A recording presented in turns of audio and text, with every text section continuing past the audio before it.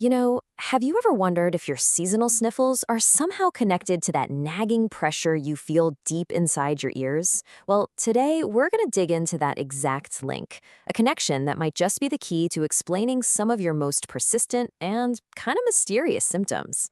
We all know the classic signs of an allergy attack, right? The sneezing, the itchy eyes, that stuffy nose. But what about that feeling of fullness in your ears, or a dull ache, or that intense, deep down itch you just can't seem to scratch? Well, it turns out these probably aren't separate issues at all. A lot of the time, they're part of the exact same allergic reaction. So, how does this all work? Well, it comes down to a really cool concept called the unified airway. I want you to think of your entire respiratory system, from your nostrils through your sinuses, down your throat, and right into your middle ear through the eustachian tubes, as one single continuous superhighway. This means an allergic reaction that kicks off in your nose doesn't just stay put. Oh no. It can, and very often does, travel. All right, to really get a handle on this, let's take a little trip through the ear. We're going to start from the outside and work our way in. The external ear, the part you can see, is where we find allergic reactions that are caused by direct contact with some kind of trigger. Now, what's really fascinating here is the type of immune response we're talking about. This isn't your typical instant sneeze fest you get from pollen. No, these external ear allergies involve what's called a type 4 or delayed reaction. That means the rash, the blisters, the itch, they don't usually show up for a full 24 to 48 hours after you've touched the allergen. The most common result of this is something called allergic contact dermatitis, or ACD. That's that red, super itchy, sometimes even blistering rash you might get on your earlobe. But it's not the only one. Other issues on the outer ear include oral eczematoid dermatitis, which happens when irritants get into the ear canal, and even secondary skin issues called dermatophytoid reactions. So, what's triggering all this? Well, the culprits are often hiding in plain sight. Nickel is the #1 offender, especially from low-quality jewelry after a new piercing. But, it could also be the fragrances in your shampoo or hairspray. It could even be residue from your laundry detergent left on your pillowcase, causing irritation all night long while you sleep. Okay, now let's move a little deeper, into the middle ear.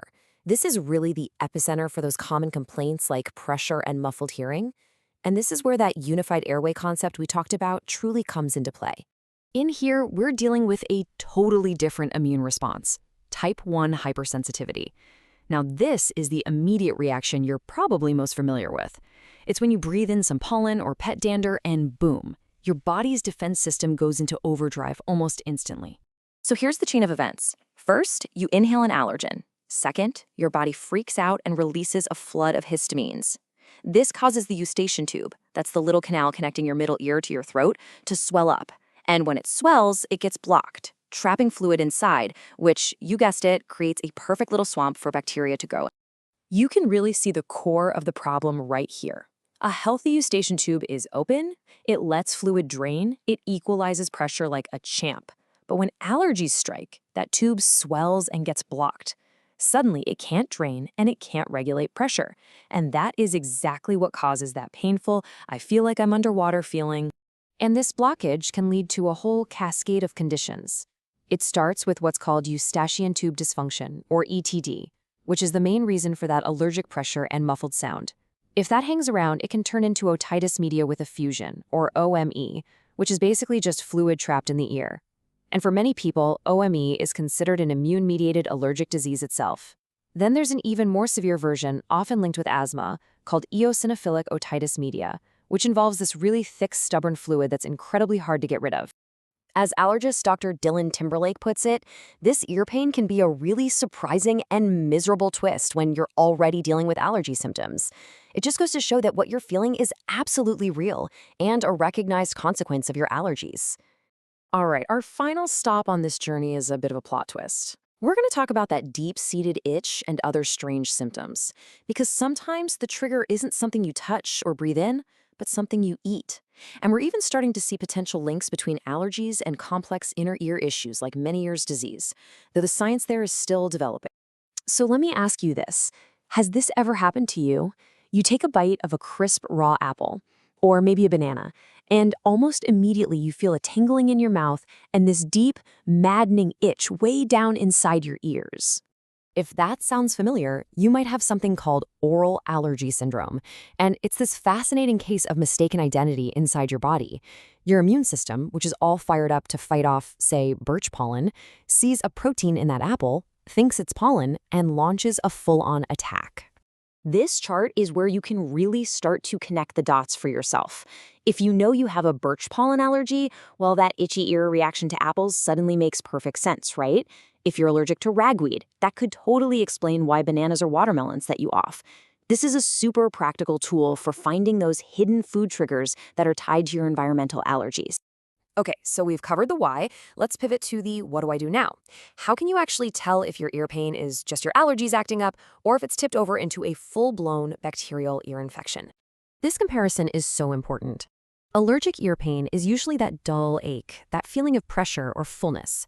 An infection, on the other hand, is typically a sharp, throbbing, much more intense pain. And with allergies, you'll have your other classic symptoms, like sneezing. With an infection, you're much more likely to have a fever and just feel awful all over. Of course, a doctor can tell for sure just by taking a look. The eardrum tells a very different story in each situation. Knowing the difference naturally leads to the next big question. When your ears are the problem, who's the right person to call? An allergist who deals with your immune system, or an ENT, an ear, nose, and throat doctor? You know, the easiest way to think of it is like this. An allergist is your immune system detective. Their job is to find the root cause, the triggers. An ENT, on the other hand, is a surgeon who deals with structural problems. So if your ear issues are part of a bigger picture that includes hay fever, asthma, or food sensitivities, an allergist is probably your best starting point. So after our whole journey through the ear, what's the big takeaway here? Really, it all comes down to being a little more aware of the signals your body is sending you. If there's one thing to remember, it's this. That pressure, that fullness, that itch in your ears, it's not just some random annoyance. It's a very specific clue from your body. It's a localized symptom of a much bigger systemic issue, and it points directly back to your allergies. So the next time you feel that familiar pressure building up during peak pollen season, don't just brush it off. Ask yourself this question. By finally understanding that your ears are part of your body's unified allergic response, you can start to connect the dots and get the right kind of help for some real, lasting relief.